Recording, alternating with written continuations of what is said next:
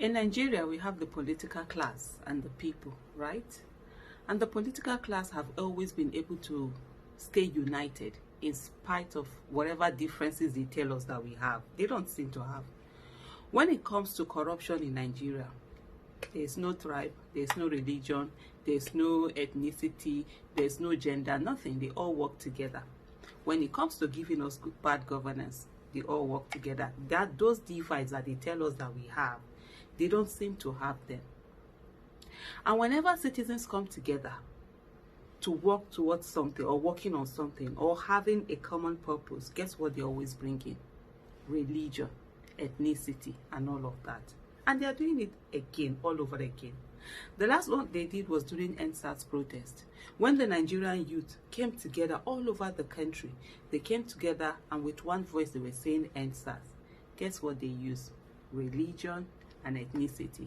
And they used the religious leaders and the traditional rulers, the traditional leaders also, or rulers you might call them.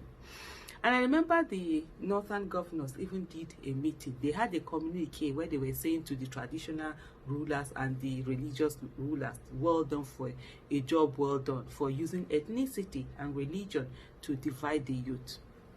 Today, the youth, a good number of the youth and a lot of Nigerians are united behind PeterObi. Guess what they are using? Religion and ethnicity. The same religion and ethnicity that they do not remember when they are giving you bad governance, when they are unleashing mayhem on you.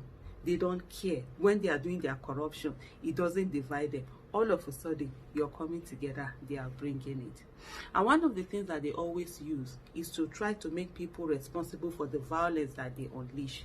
The establishment, right now I'm going to call them the establishment, whether the main opposition, whether the ones in government, whether all of them, it's one political class that right now they are seeing Nigerians are taking their power back and seemingly wanting to decide who is it that becomes the next president and who are the people that go into office, the other political offices. And they are scared and they don't mind. They will come together, they will gang up against the people and do everything they can to make sure that they put spanners in the wheels. And what are they doing now? They are trying to make out that PeterObi's supporters are sort of like violent. How? Where? When?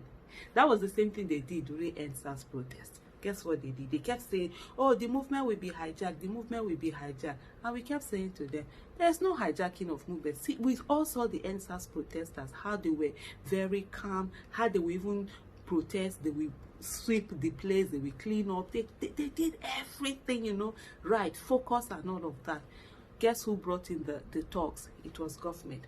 But police vehicles were used to transport dogs.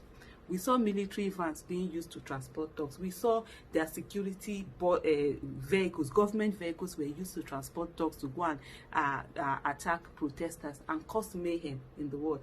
And what did they try to do? They were blaming the EndSARS protesters. Now they are doing the same thing again with PeterObi. And every time PeterObi is coming out to apologize and caution his supporters and all of that, who decides who a supporter is? Is it because you just on your, either on your Twitter, either you wear t-shirt that says PeterObi or on your Twitter handle? Is that it? You think they will not bring their mayhem? By making PeterObi to become to become responsible for some of the things that maybe it is even, I won't be surprised it is they that are doing it. By doing that, they're making him responsible for something he is not the cause of.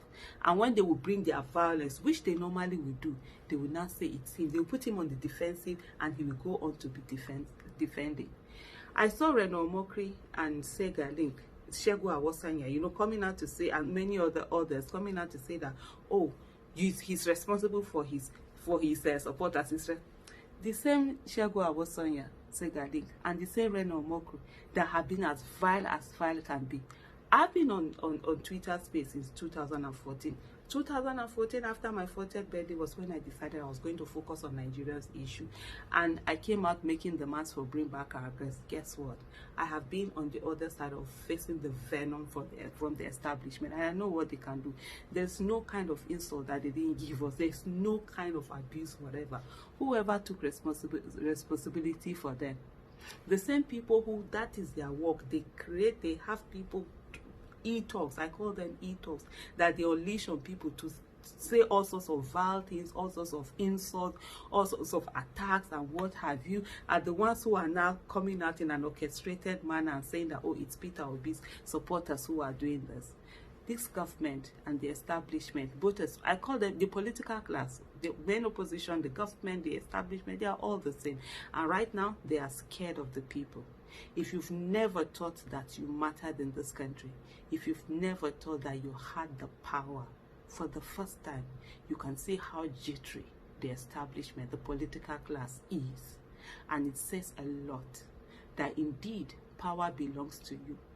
Do not fall into their trap. Do not fall into the things that they've always done to keep the people divided. Remember, the poverty that the northern people face and the southern people face is the same. It's the same. The unemployment is the same. The lack of security is the same. The lack of access to good quality education is the same.